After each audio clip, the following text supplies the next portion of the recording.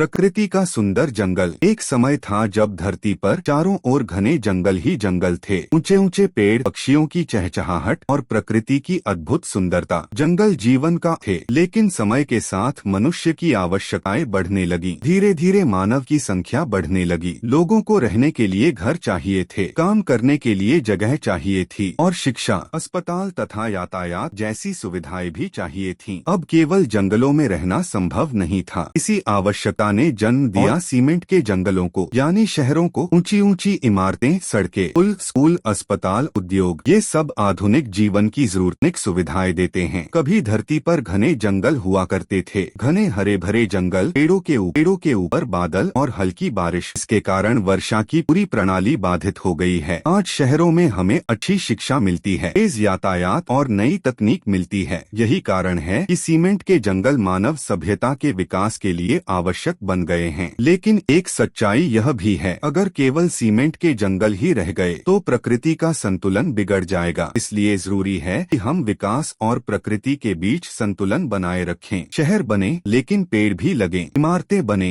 लेकिन प्रकृति भी बचे, क्योंकि मानव का भविष्य भी प्रकृति और विकास के संतुलन में ही छिपा है।